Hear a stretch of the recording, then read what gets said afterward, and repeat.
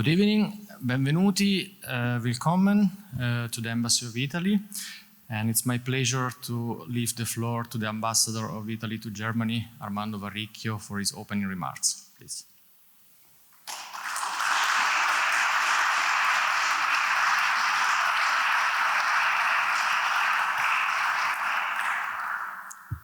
Grazie, welcome to the Embassy. What a pleasure to have you here on this festive event, celebrating two very important anniversaries. It is my personal pleasure to welcome here my good friend, Professor Carrozza. Thank you very much for being again at the Embassy. You are a good friend of this institution. Dear President Cramer, dear Director Musacchio, ladies and gentlemen, welcome to our Palazzo on this special event. Tonight, event represents quite a unique occasion for a number of reasons. We celebrate a joint jubilee, 100 years of Consiglio Nazionale delle Ricerche and 75 years of a young institution, the Max Planck Gesellschaft. I think that it is a very, very important opportunity to celebrate together. And we are particularly pleased to host you tonight, very important representation of distinguished scholars, researchers, and different organizations.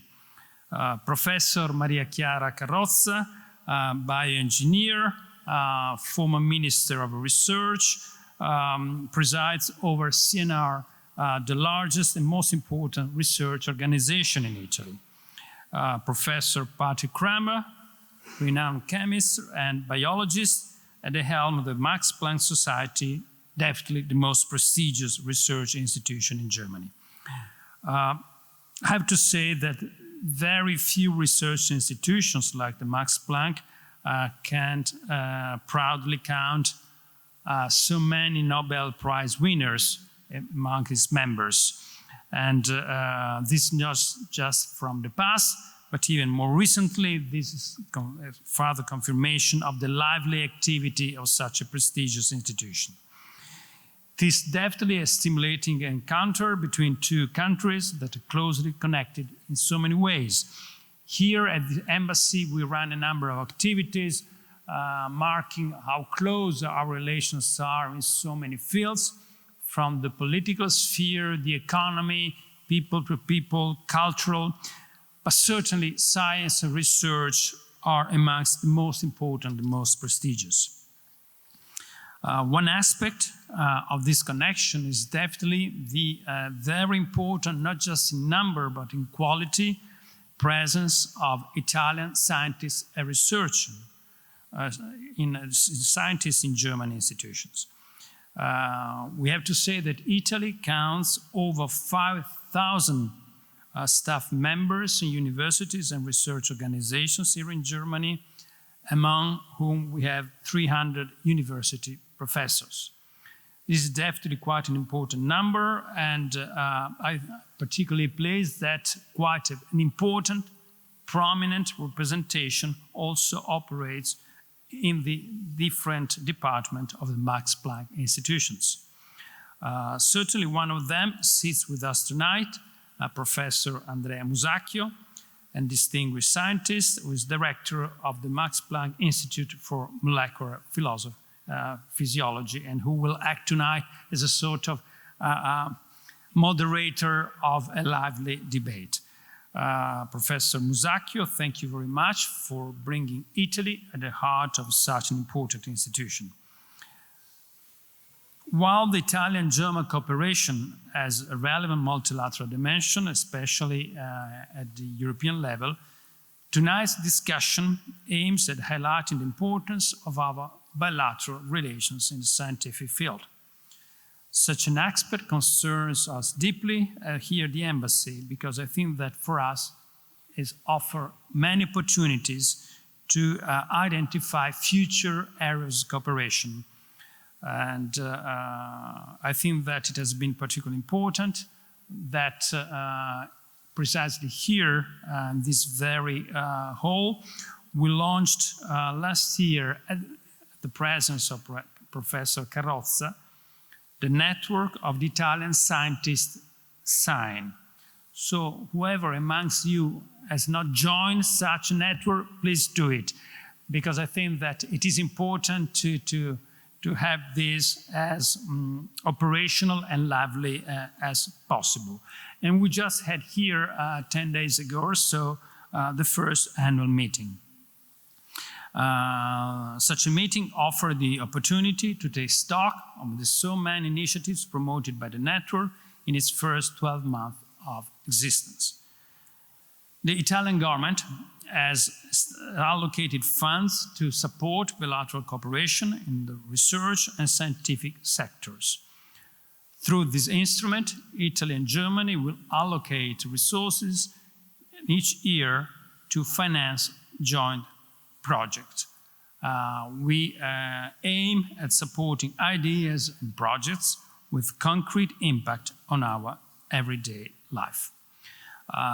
Just to give you a short presentation of the opportunities, such funds will be employed to enable projects jointly selected by the Italian and German experts through a bilateral call on large facility science, a forthcoming call on green hydrogen economy research, and a call for accelerating Italian startups here in Germany.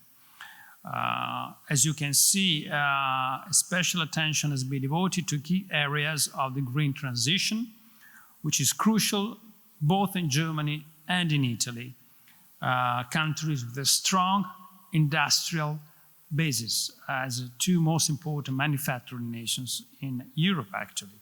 So, and also we would like to have a special keen interest to support startups that are operating particularly here in Germany, in the Berlin area, by the way.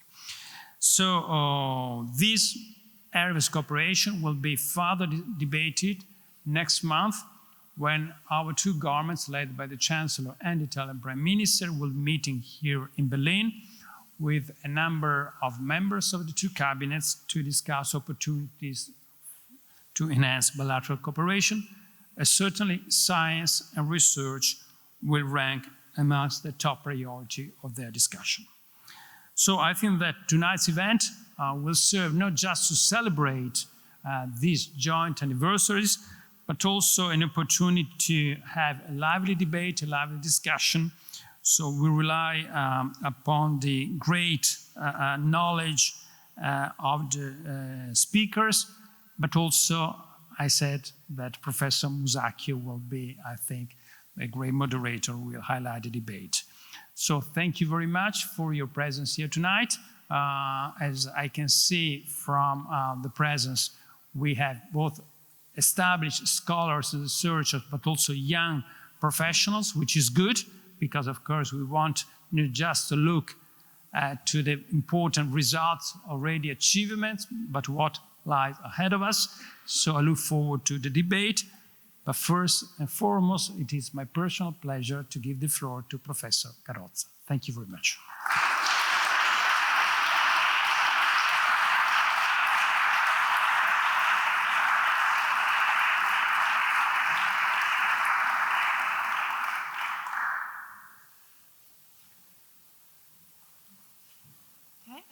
Good afternoon, everybody. It's a pleasure to be here. Ambassador Varricchio, thank you very much for organizing this ceremony. It's important for Italian and German research ecosystems to meet together and to celebrate such an important day. So thank you very much, President Cramer, for being with us.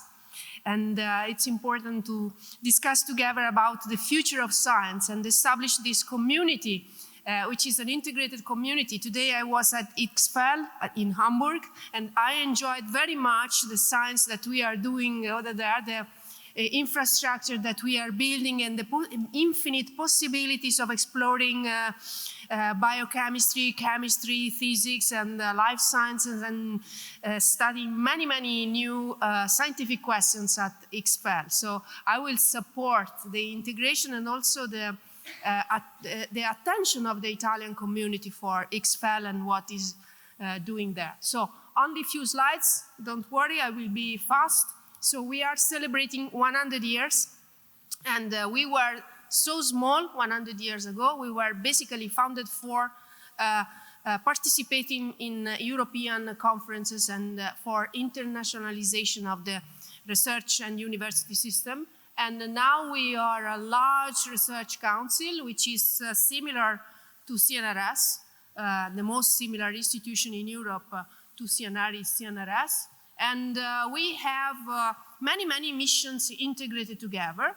And of course, excellent science. So we are now reforming our scientific organization, and we want to go back and focus on fundamental research, but we have also many other missions like supporting industrial leadership and promote internationalization. And also we run several research infrastructure in the S3 roadmap, but also in the Italian roadmap. So we are distributed across the territory from the north to the south. And it's a community of about 10,000 people. And we are more and more integrated with the university system. So our supervisory board, which is chaired by Antoine Petit and is based on several international scientists, is recommending us to integrate more and more with the academic system, because we need young scientists, we need the empowerment of young leaders, we need to attract students to our facilities. So we are studying how to promote more and more integration. And we recently, last week, launched a joint chair program, for university, open to university and polytechnic universities, for establishing a joint position between CNR and university on some keywords that I will tell you. So we have 7 departments. We are studying how to reform the departments to make more interdisciplinary research. And so we are trying to evolve to a more open ecosystem, less focused on disciplines and more open to integrating disciplines.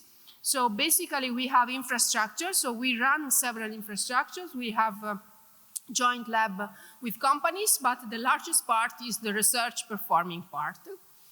So we are trying to develop the Italian recovery and resilience plan, and so we are part of that, and there are many investments in research. Now we are running more than 30 projects on different areas for developing this research plan. So the recovery plan in Italy is investing in research, so we have basically fund for developing research on artificial intelligence, on biodiversity, on high-performance computing, on quantum tech. So it's really a good time for collaborating with Italian institutions. So my position and my vision on research is that innovation is based on disruptive research, on fundamental research. So we need to invest in fundamental research because we learn from our crisis how it's fundamental to develop competences and to develop the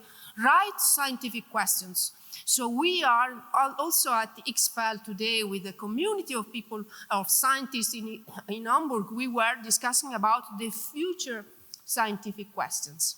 And so I want to go to one point. So okay, sorry, I want to, okay, this is important. We are launching a scientific reorganization of our institutions. And especially we are focusing on a new scientific organization which is inspired to the European Research Council. It's the first research institutions inspiring completely to panels. We want to leave disciplines, okay, the organization in areas, and we want to move to panels. That means that all researchers will be encouraged to select a priority panel and also a secondary panel, and in order to explore other areas and to open the possibility to transdisciplinary research. Another point is that we will remove departments and change departments into some strategic areas involving and encouraging different panels, but also working on steering research instead of administrating and managing research. So we will remove one layer of administration and we will use departments as places where we will think to the future scientific questions. We want to go to the future, okay? Based on the past, we are turning our face towards the future of science. And so we are trying to change 100 years old institution and to try to empower more and more young leaders and to become the leaders of our CNR of the future. So all advice that we receive from you, from scientists, from our stakeholders, from colleagues on how to make it possible to change and look at the future and scientific questions of the future and save our planet and our relationship with the planet will be used, and we want to encourage creativity and also refresh our idea of research, because we think we are in a transition of science and we have to be very careful in thinking how science is the base for the future balance between the human species and the planet, which is now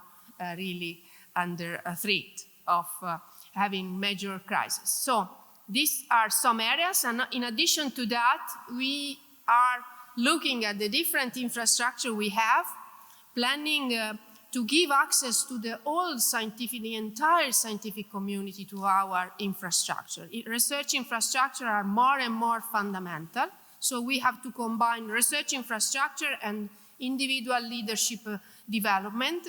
And I think the balance between research infrastructure and in investment in talents and in their leadership is something which is important for the European Union and Horizon Europe and our project. So thank you very much for being here, and we celebrate our anniversaries, but also we celebrate the scientific diplomacy and the idea that science is a bridge for approaching the crisis that we are living. Thank you very much.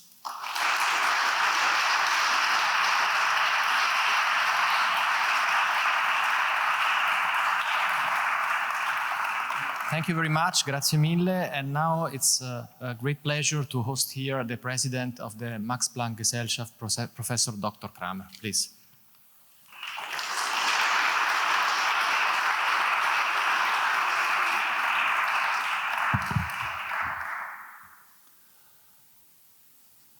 When the ambassador mentioned the young people, I couldn't help thinking how my scientific heart always will somehow belong to Italy. And this is because my very first conference I ever attended was at the Lago di Como. Can it be more beautiful than this? And I also remember that I put up a poster. I was so proud. It showed, 1 year of work. Basically, at that time, we still did the diploma. It was before the Bologna process. And there were 2 people coming to my poster. So I also learned how to deal with some frustration right in the beginning. So it's great to be here to celebrate with you. And let me start with a quote. I have a mind that is superior than when I was 20, thanks to experience.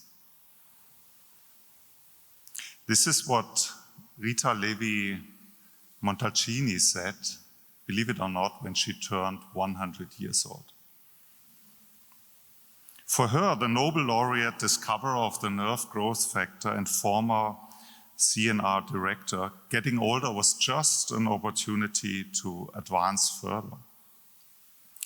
What a great inspiration for us today to celebrate. Auguri CNR to 100 years. Auguri Max Planck to 75 years, just a new kid on the block. Dear President, dear Maria, dear Ambassador Varricchio, dear Andrea, It was actually the same year, Andrea, when we first met, was 1994. And we met in the cafeteria of EMBL discussing your PhD project. Same time. I would like to thank you for hosting us here, for providing us this opportunity to celebrate. Dear friends, dear guests, thanks for joining today. Birthdays are always an opportunity to look back, but it's more so an opportunity also to look forward. So let me attempt to do this for the Max Planck Society. Where do we stand and where are we going? Let me explain this by using 3 keywords: people, strategies, responsibilities. First, people. Our heart beats for science, obviously. To do the best science, we recruit, we retain, and also we foster the best people. And if you wish, Max Planck is like a scouting agency. Finding people who surprise us is our guiding principle. We are looking for people whose scientific inspiration is exceptional. People who may change the world, not today, not tomorrow, but in the medium term. When I say people, I mean the best researchers, but not just. I also mean inspiring personalities, outstanding role models, careful mentors, passionate leaders. People who lead by example. When we recruit such people, we give them freedom and resources, and they are hopefully only limited by ideas. So Maria, when you talked about curiosity, this really resonated with me, because it all starts with us being curious, and we have to, I think, remain a little bit like children for all our life. That is, I think, the key to good science. And that will lead to disruptive innovations. So in the future, we want to create more opportunities for early career researchers. We are now working on a platform where postdocs can pitch their projects, and they obtain mentors from 2 Max Planck institutes. We foster synergy. A second measure would be tenure track. Most of our group leaders take professorships worldwide, and we're very happy. That's wonderful. And it's one reason why we'll also continue our group leader program. However, we also have an interest to retain some of the very best, not just to send them out in the world. And that's why we want to improve and extend our Lise Meitner program. And we will additionally provide tenure track positions in certain fields, for example, starting with computer science, quantum science. Why these different measures? Why do we have these different programs? Well, the explanation comes from the second keyword, strategies. We all know there's no such thing like one size fits all. Our 85 institutes cover a broad range of fields, from astrophysics to art. They are spread over 38 sites, and by the way, 2 of these institutes are in Italy, Florence and Rome. Cannot get much better, it's wonderful. Since our institutes are scientifically autonomous and since directors are free in their science, they can decide on the structures that best support the science. So for example, in Dresden, we have a life science institute with many independent research groups. A good mixture of junior, senior groups. All groups enjoy access to state-of-the-art central service units that provide the latest technologies. And a very different approach is taken by our institutes in computer and quantum science. Several of these now join forces to offer these tenure track positions. So together they reach a critical mass. It's an exciting experiment for Max Planck. And by the way, this idea of networking, we are promoting across the board. The European research area clearly is of particular importance. You can see that when you just look at our collaboration partners, they are preferentially in Europe. And on a global scale, I think European countries will not stay competitive on their own. And that's true for Italy, it's true for Germany, and I think also for the other European countries. And that's why our two organizations are part of an alliance of European research organizations. We call ourselves G6. Max Planck also strongly supports ALICE, which is a European laboratory, a network that brings the best researchers in artificial intelligence together. ALICE has grown to comprise 40 units in 15 countries, of course, including Germany and Italy.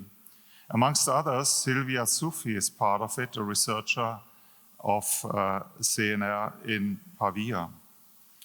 However, over the last years, we have unfortunately also seen that our structures are increasingly endangered by overburdening regulations. And I think we all must work together on the political level towards reducing this bureaucracy. It's not just only key for science, we also need that to reduce bureaucracy in order to reach our aim of becoming carbon neutral by 2035. We are now developing a climate action plan. To deal with these many challenges, we have expanded our leadership. We now have 4 vice presidents, and we also include one dealing with computing and digitalization. Dear guests, in the beginning, I first explained that people are very important to us and that they are the key to stay at the forefront in science. People, not programs. And then I stressed the scientific autonomy of our institutes. And I mentioned how we combine forces more effectively to foster talent in the next generation, to share resources and also to enable us to open up new research fields. But now finally, I would like to emphasize that our privileges come with responsibilities. Societal, ethical, and also global responsibilities. On the occasion of our 75th anniversary, the historian Jürgen Kotzka actually described the Max Planck Society as, I quote him, independent as a registered association, close to the state, but not a public authority, or not a state agency, business-friendly, but not a free market actor, and in that sense, between state and market. Indeed, I think the Max Planck Society sits somehow, by no means that implies a negative connotation, it sits somehow between many chairs. I would say it has many bridging functions. We use our bridging function, for example, to engage in science diplomacy. To provide a really iconic example, the first Max Planck president, Otto Hahn, was invited by colleagues from the Weizmann Institute already in 1959. And he actually was the first official German who visited Israel after the post-war times. And that was actually the start for diplomatic relationships between our countries.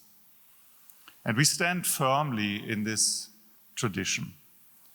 We have very quickly expressed our solidarity with our Israeli colleagues and friends after the horrible terrorist attacks by Hamas just 2 weeks ago. Our thoughts are now with these friends, with our colleagues, and of course also with their families. Yeah, that's just one example, but when we look globally, we face multiple challenges. New laws, for example, impair the flow of knowledge and the exchange of young researchers between our nations. It also has become more difficult to exclude military use of research results that stem from our collaborations. And scientific freedom is endangered in many countries. These changing boundary conditions I've also discussed last week with the president of the Chinese Academy, who visited us in Munich after 12 years for the first time again, together with a high-ranking Chinese delegation. But we should not forget the future of science is to collaborate more rather than less, despite these boundary conditions. The global challenges we will only be able to address together.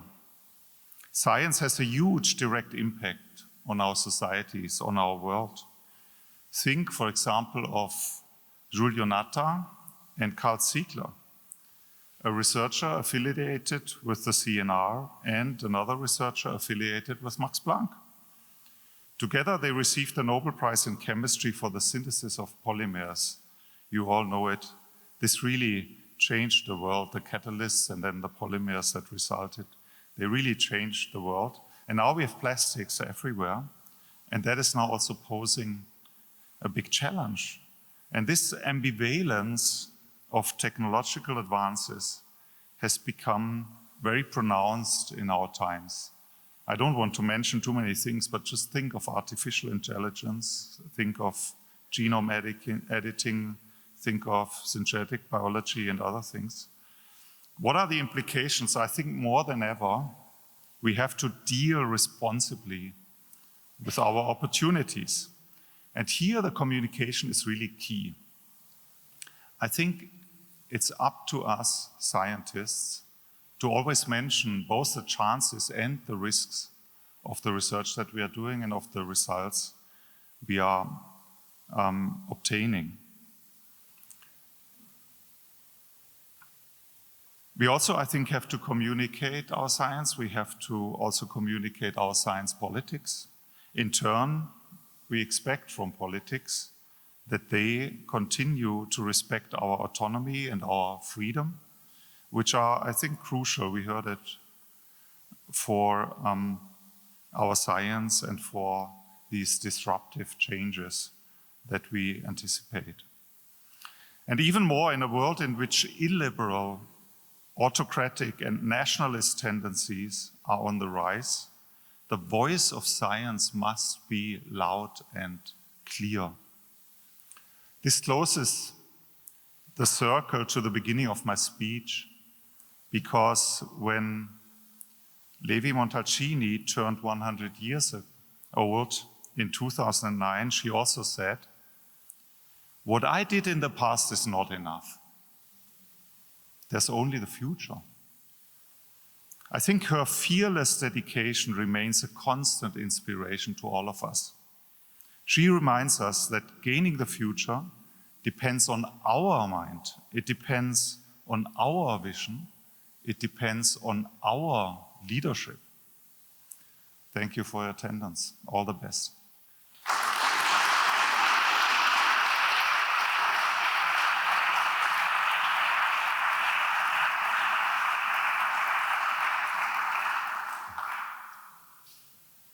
Yeah, so thank you so much for these presentations. I'm Andrea Musacchio. I'm a director in Max Planck in Dortmund, as you heard. And it's a truly great honor to be here today. It's a great honor because I don't give it for granted. I mean, obviously, I'm Italian. I'm a member of the Max Planck Society. Yet being here is a great moment, and I'm very grateful for the organization of this event. Now, I wanted to start. Unfortunately, we just met with Professor Carrozza, so I have no anecdote to tell, not yet at least. But I have a little one about Professor Cramer that I hope doesn't sound patronizing, because it's not meant to be patronizing in any ways. But I was fortunate enough to be taken up by the Max Planck Society before he became a member. And then the moment came that the society started considering Patrick for a job in Göttingen. And I was lucky enough to be part of the committee that had to discuss his candidature. And one of the aspects of these committees is to request and examine letters from authorities in the world to describe the contributions of the candidate. And the second step that comes with this process is that a rapporteur has to be identified to then describe this letter to the Max Planck Society, so to the colleagues that have to vote for the candidate. And so the letters arrived, and usually they had to be examined in every detail. Every single word that doesn't fit any sort of sentence is examined to the brink of craziness. But in this case, one letter after the other either hinted or said very clearly, sort of black and white, that it was a no-brainer to get Patrick Cramer into the Max Planck Society. And so maybe, there was an association at this point. The head of the committee said, Andrea, I think you should be the rapporteur for Patrick. So probably because of this no-brainer coming up and coming up and coming up every time. So it was a no-brainer. Indeed, it was a no-brainer. So Patrick had, of course, everyone in favor. So he got all the votes. No abstentions. I think maybe 90 yes. He became a member of the society. I presented him, in fact, to the section.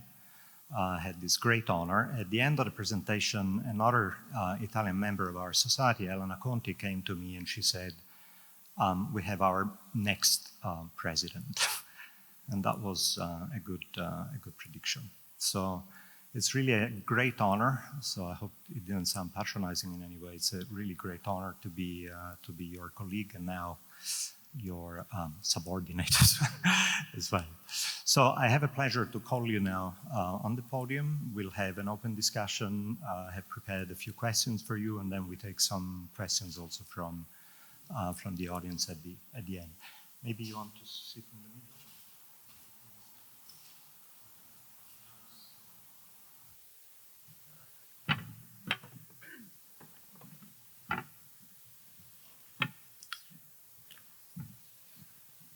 Is it on already? Yes, okay. So I thought actually we could start maybe with a little sort of icebreaker question, sort of just to have some fun. I mean, sort of both of you are very busy people. What is the routine you never gave up? The one thing that you say, I'll be dead if I give that up. Something that we never give up, my grandson. In the sense that I am very busy, but I try to find the time to visit my grandson. He is 1 year old, and dedicate at least one afternoon with him. And I want to be alone with him and play with him and discuss with him. Okay, thank you. Professor Cramer? Well, when time is short, you have to concentrate on the essentials, right?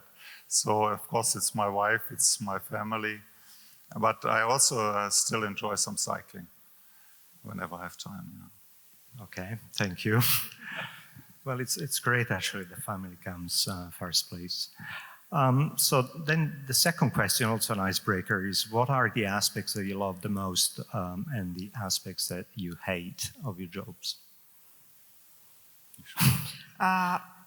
So I love the most to study different areas that I didn't study at university and during my career. So learning about Arctic research or climate change research or life science like biochemistry, and try to understand the main part.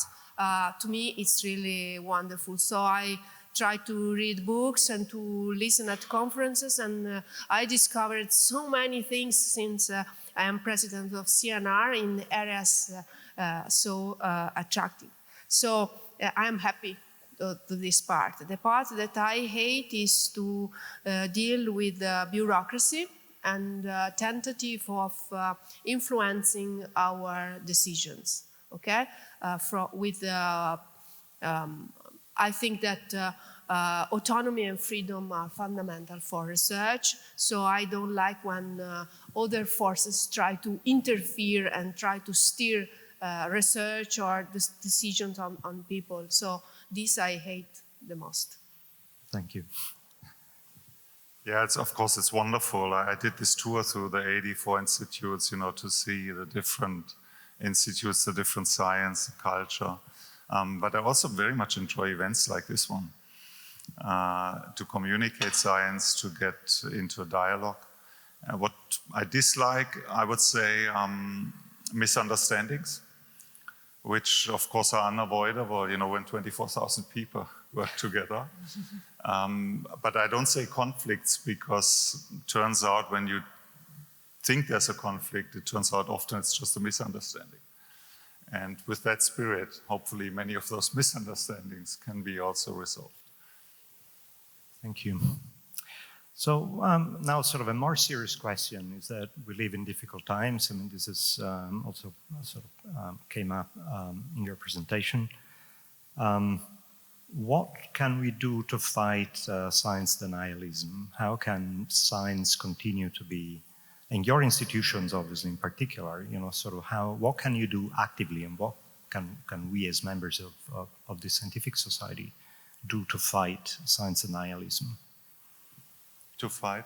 Science denialism, so, you know, and exactly what you said in your presentation, so the fact that policy doesn't follow science anymore. So how do our institution can contribute to fight this phenomenon, which is on the rise? Yeah. Maybe you can start so we can... Sure. Yeah. I mean, the corona pandemic was basically, if you put it positively, it was a learning time. It was a time to get trained on these things. And what we did see in Germany, there's the Politbarometer and then there's also the Wissenschaftsbarometer. So people did online polls and they found out that before Corona, 48% of Germans would trust the science. You wonder what the other half is trusting. And then afterwards was 61%. So the science communication helps. Scientists were present, you know, on TV and on Twitter. That helps. But you wonder still, what about the other 39%? And I was involved in that because, you know, I was working on mRNA, so people asked me about the vaccination and so forth. And what I learned is, you know, out of those lacking 40% or so, I think a majority of people is just skeptic. And you can talk to them quietly, you can explain, and they're open to facts, they're open to learn. But then there's a few percent.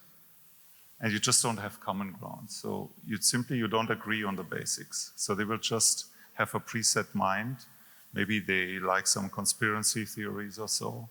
And you just cannot reach them. And this is what I think is probably similar in various countries.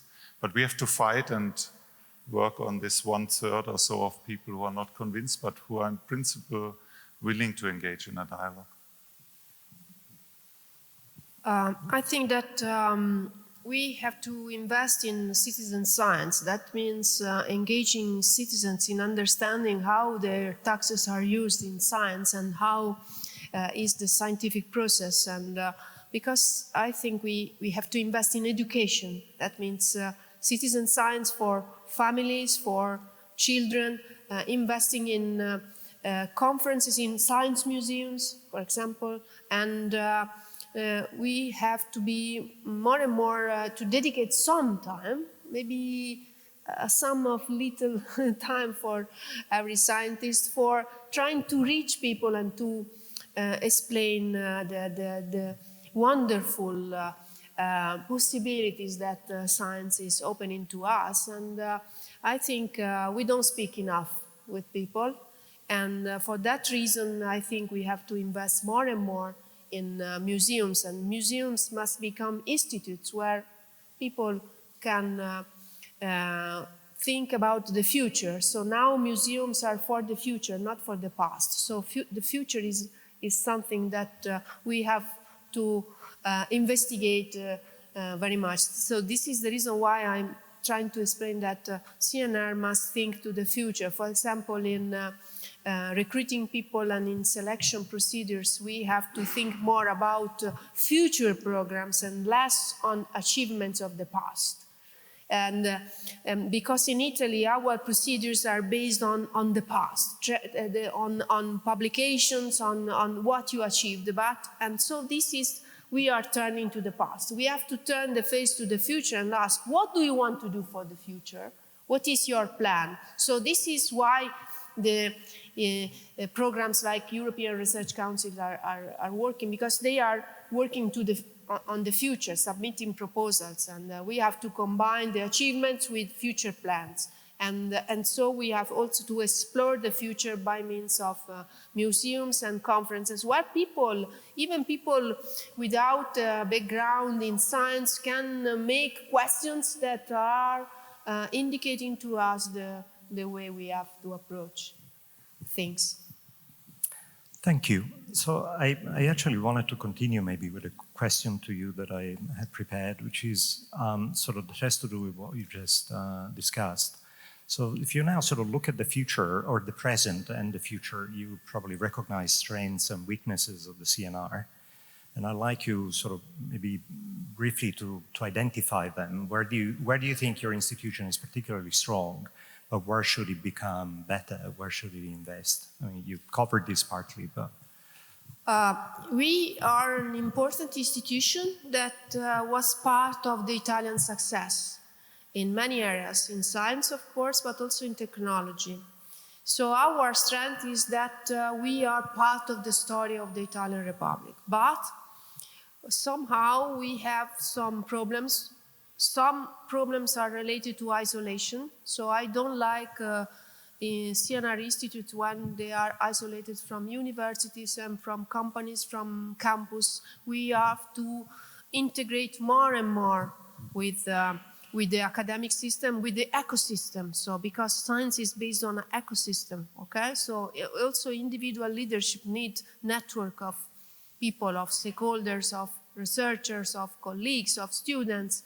It's not possible to be isolated. So where we have institutes or areas where we are isolated from the rest of the ecosystem, we don't work well. So I thought on how to change this, because we need more young people, we need to attract young people.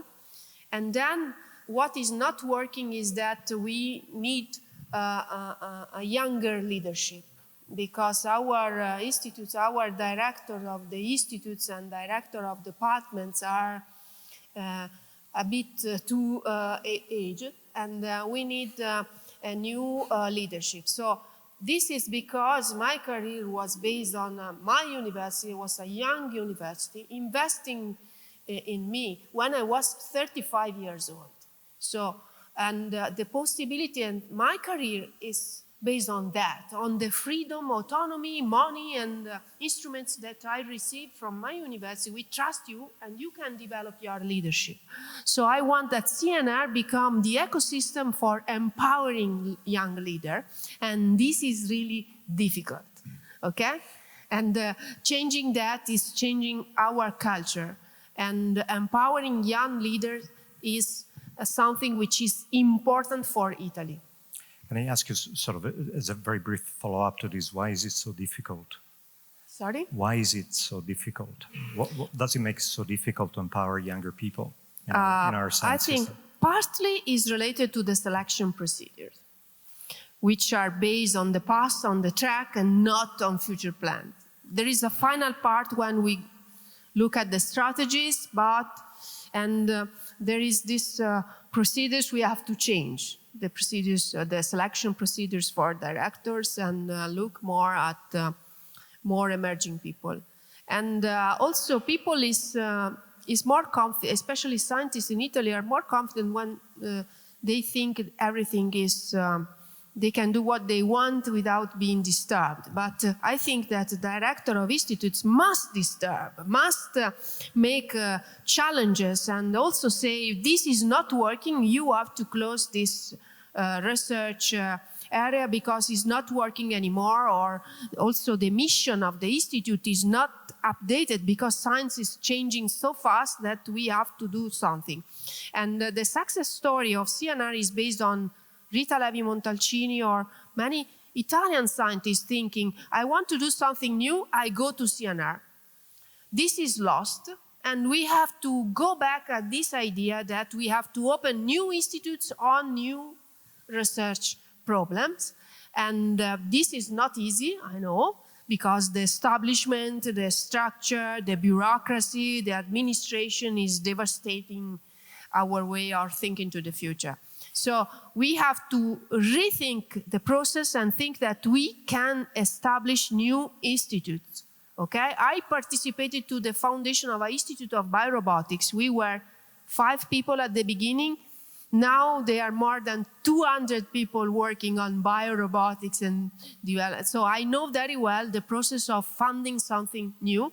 And I think that in science we have to find something new. So I think that we have to shift from a leadership based on something which is establishment and an institute with a mission to something which is based on scientific leadership and scientific plan, on competence, also on people, as Patrick said before. Thank you. I have now a question for President Cramer, which has to do with sort of the organization instead of German science. And so we have in Germany außeruniversitäre Forschungseinrichtungen, Max Planck, Leibniz, Helmholtz, Fraunhofer. Is this still a valid model?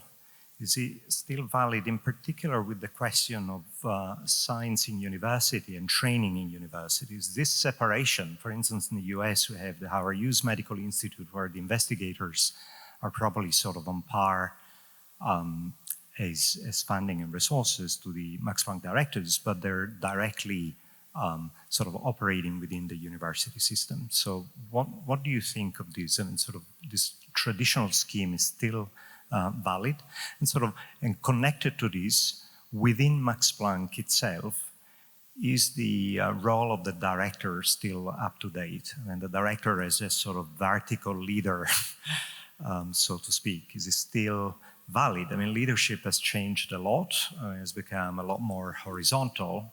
So are we outmoded, so to speak, or we're still up and running? So how much time do I have, Andrea? How much time do I have? These, to me, it looks like 3 questions, right? The first one is... The first question is about... between the system... So is it still good to have all these institutions, separate institutions, or should German science look for more integration? But the simple answer is we have a federal system, and that is, it has a history, and that is the system we currently have. But the more complicated answer is, actually, I think this diversity works. So, these different organizations concentrate on different goals, different tasks. And then, of course, the universities, which are run by the states, again, have a different task, which is undergraduate training and, of course, also graduate training. And it works, and there has been a lot of analysis as these people are scientists of science, right? They evaluate scientific systems, and they found, sometimes we think incremental advances are superior to disruptive advances, but actually it turns out you need both. You need this diversity, and so when fields are analyzed, right, then people find that you have a lot of incremental steps. They are all important to set the stage for disruptive change. And then you have, again, incremental steps. And I think the diversity in the system actually helps you with allowing for both. So that is an important aspect. And the other aspect, we have, as you know, in Germany, this distinction between basic and applied research, which comes, of course, from the post-war times. Other countries have a continuity, and it actually is a continuity. There's only one science. But by concentrating more on applied aspects, more on basic aspects, you also have some advantage in the system. Now, the last point you make with the universities, should there be more cooperation? There actually is a lot of cooperation, and there could be even more in the future. I'm very open-minded to this. As you know, we have collaborations with Fraunhofer, with Helmholtz, but also with the universities. And especially these shared recruitments, I think, work sometimes really well. I just want to give you one example. Ferenc Krauss, who just won the Nobel Prize. He's actually both a chair at the University of Munich, but also director at Max Planck. And when you talk to him, he said it was one of the reasons that he basically could combine the best of both systems. So it can work very well. Maybe we can do that more often in the future. Now, you wanted to ask about directors. Yes, I mean, a slightly provocative question about the vertical leadership yes. as opposed to the horizontal leadership. Yes. Yeah, very briefly, I think it works that we recruit some of the outstanding personalities from all over the world. In these 3 months in office, I had 9 people in my office negotiating.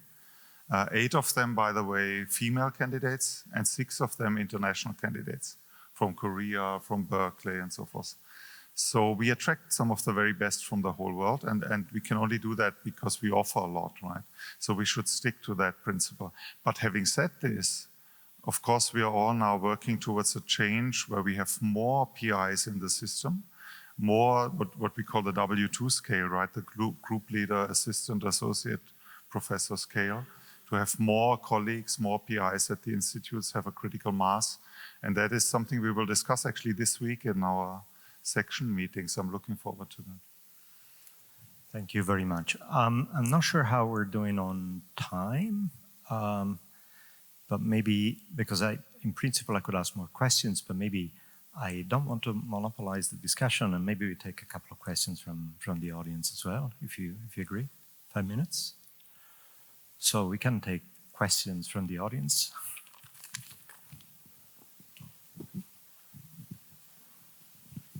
Thank you. So, okay, hi. There is a massive crisis in academia at the moment. There are several, but one I would say is the massive exodus of trainee, early career scientists, PhD, postdocs. Academia is no longer so attractive as it was in the past. So what is the Max Planck and the CNR approach to counteract this? I mean, it's a worldwide problem, but you are on the podium today, so question for you. Thanks. Yeah, thanks for the question. Actually, this is really a critical point because it's all about recruiting talent on all levels, right? And don't forget, for example, the workshops, the administration, infrastructure, the facilities. We need good people everywhere, right?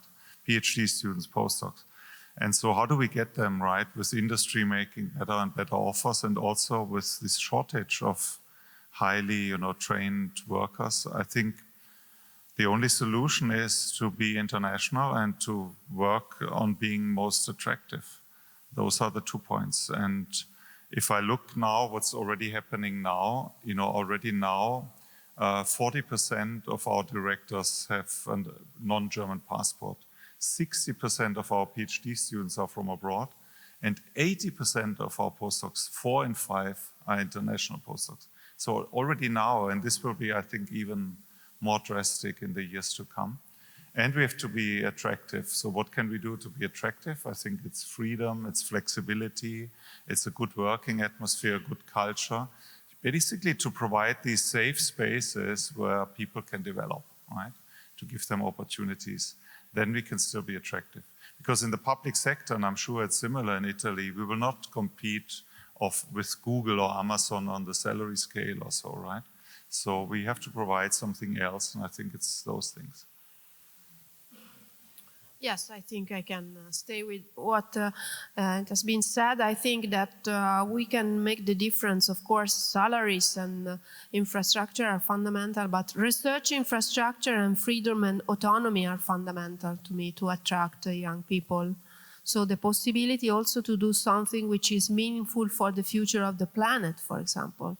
Now young people are more and more attracted in doing something which is also scientific, but also in the public interest, like solving in life science, for example, addressing the main or cancer studies, or in climate change. So they can address their scientific questions, but also do something which is important for the future of the human species. So I think this is also something which is attracting people very much. So topics. Thank you, Jürgen Linek from Berlin. I'm sure there are many research projects at the EU level between Italy and Germany, also between the two organizations. But are there special plans for joint research projects between the two organizations? For the moment, we don't have, but we can think about, okay? So the most important thing is can be based only on scientific excellence. So I can speak for CNR because now we have a strength which is the investment that our governments have been doing in research, because part of our recovery plan is invested directly in research. So there are some specific areas like high performance computing or biodiversity where we have some concrete possibilities of collaborating more and more. So because we have people, we have funding, we have research infrastructure. So one example could be biodiversity, because the loss of biodiversity is something that is affecting Mediterranean Sea. So we have to understand the link between biodiversity and climate change, and how to compete and analyze this part. So we can discover Europe by discovering the new species or the species that we have, and also make some digital platform with genetic information, with all information that are necessary for understanding biodiversity. So this could be an area, but we have other possibilities. Quantum tech is another one, quantum computing or quantum AI. So there are areas where we can put something, and also we have a critical mass for collaborating.